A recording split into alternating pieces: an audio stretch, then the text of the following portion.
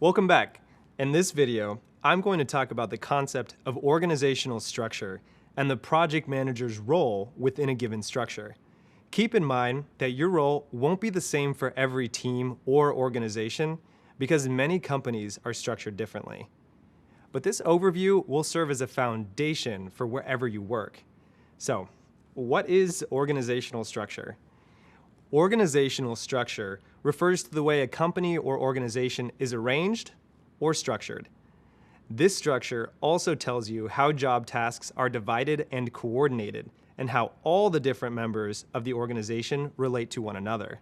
In other words, organizational structure gives you a sense of who reports to who. But organizational structure is much more than that. Understanding the different types of organizational structures can serve as a map to help you determine where you fit in, who you should communicate with, and how frequently to communicate with them. Now that we have a basic overview of the definition of organizational structure, let's look at the various organizational hierarchies that you may encounter at work. An organization's structure is most commonly mapped out using a reporting chart or org chart, which is short for organizational chart. Reporting charts show the relationship between people and groups within the organization and details who each person or group reports to. There are a few different types of organizational structures, but for this course, we're going to focus on two of the more popular ones, classic and matrix. Let's start with classic. The classic grouping includes what are usually called functional or top-down structures. The classic grouping follows a typical chain of command, where the Chief Executive Officer, also known as CEO, and other executives are at the top, followed by directors or managers, then their direct reports, and so on. Each of these directors or managers typically oversee teams within their function of the organization, like marketing, sales, or human resources. You can see this type of structure in effect by looking at a branch of the military. Take the Army, for example.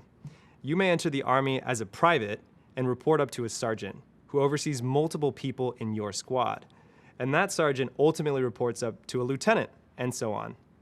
If your organization works in this structure, as the project manager, you might communicate regularly with your manager, the person directly above you, and also with your peers who work on the same types of projects as you. But it isn't always a straightforward top-down approach. There are other factors at play that make organizational structures a bit more complicated than we can see on paper. For instance, you may have project teams that sit across different functions.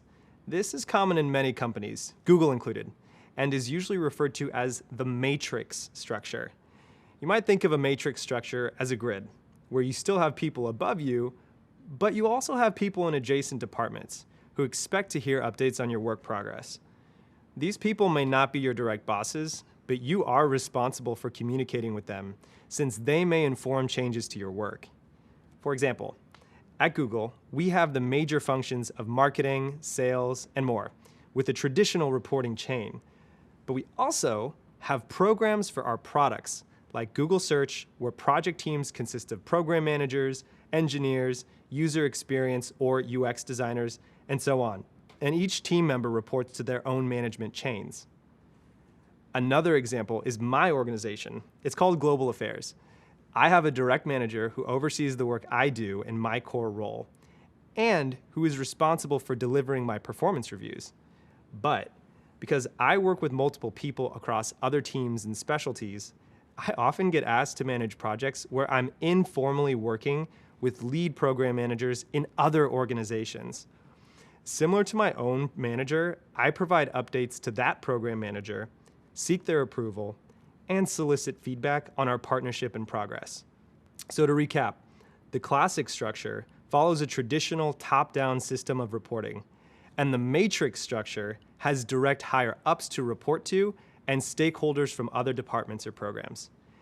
Knowing which kind of organizational structure you're working in plays a major role in how you prepare for and carry out your project, or even in an interview. During an interview, you can ask about the type of organizational structure the company uses and where your role will fit in. This will help you and the interviewer communicate clearly about the people you will engage with daily and the expectations for the role.